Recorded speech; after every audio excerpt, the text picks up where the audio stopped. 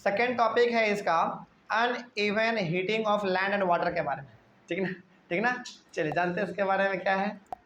तो इस टॉपिक में क्या खास बात है इसके बारे में जान लेते हैं हम लोग। टॉपिक का नाम आपको मालूम है uneven heating of land and water, यानी कि लैंड और वाटर में किस प्रकार से एयर का मूवमेंट होता है, इसके बारे में आज हम लोग जानेंगे, है ना। और इसमें ये भी जानेंगे कि लैंड पे ज़्यादा एयर का प्रेशर होता है या वाटर पे ज़्यादा प्रेशर होता है, इसके बारे में हम लोग आज जानेंगे। चलिए देखिए यहाँ पे क्या लिखा हुआ है।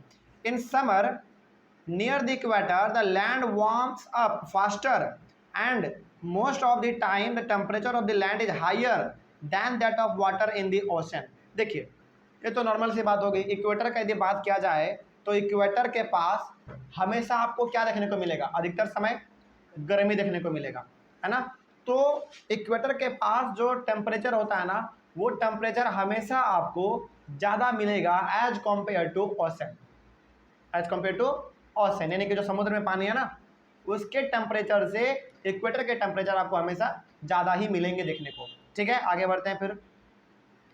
The air over the land gets heated and rises, this causes the winds to flow from the ocean towards the land. अब होता है क्या, देखिए यहाँ पे ध्यान से। चूंकि इक्वेटर है और इक्वेटर के नीचे हमारा बहुत सारा कंट्री है ना, इंडिया भी आता है। चूंकि इंडिया क्या है, एक लैंड है ना, लैंड है, तो लैंड का खासियत ये होता है कि वो पानी के कंपैरिजन में जल्दी गर्मा जाता है, है ना, है ना। आप याद कीजिए लैंड ब्रिज और सी ब्रिज, याद आ गया होगा। तो लैंड क्या होता है, जल्दी गर्म होता है, जल्दी हीट होता है एज कम्पेयर टू वाटर, जल्दी ठंडा भी हो जाता है। खैर वो अलग बात है, हम लोग यहाँ पे समझ लेते हैं। तो लैंड जो भी है हमारे इक्वेटर के नीचे, वो जल्दी गर्म होते हैं। तो अब चूंकि एक बात है यहाँ पे, जब वो गर्म हुए हैं तो क्या उसके जो ऊपर एयर होगा क्या वो भी गर्म होगा, बिल्कुल होगा। अब जब लैंड के ऊपर एयर गर्म हो गया है तो क्या वो एयर ऊपर उठेगा, उठेगा। तो क्या वहाँ पे एयर प्रेशर कम होगा, बिल्कुल कम होगा। क्यों, क्योंकि वहाँ पे एयर ही नहीं है। एयर जब है ही नहीं तो प्रेशर किस बात का, प्रेशर नहीं है, यानी कि प्रेशर वहाँ पे क्या बहुत ही लो है, यानी कि खाली है।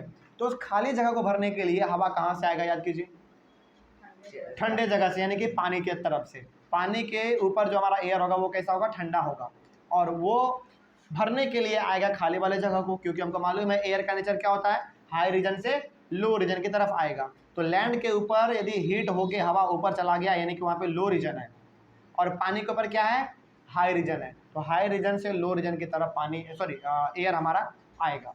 कोई डाउट इसमें। अब चलिए आगे बढ़ते हैं फिर। These are monsoon winds. The monsoon winds carry water and it rains. अब इसी को हम लोग कहते हैं मॉनसून विंड्स। मॉनसून विंड्स का मतलब ये हो गया ठंडा हवा ये लेकर आएगा, और ठंडा हवा आएगा यानी कि उसमें वाटर का वेपर हमारा होगा। ठंडा मतलब क्या, वाटर का वेपर, है ना। तो वाटर का वेपर होगा, और वही वाटर के वेपर के कारण क्या होता है, बरसात होता है। तो ये सवाल आपसे पूछेगा, सवाल आपसे ये पूछेगा कि इक्वेटर के नीचे हमारे जो भी धरती हैं, जो भी लैंड है हमारा, वो जब हीट होता है तो एयर हमारा क्या होता है, इन्वायरमेंट में चला जाता है ना, ऊपर उठ जाता है, यानी कि वहाँ पे प्रेशर बहुत ही कम हो जाता है। तो उस प्रेशर को, उस खाली जगह को भरने के लिए एयर कहाँ से आता है, सी से आता है, यानी कि समुद्र से आता है, यानी कि ठंडा हवा आता है हमारा। और ठंडा हवा का आपको मालूम है प्रेशर क्या होता है, ज़्यादा होता है।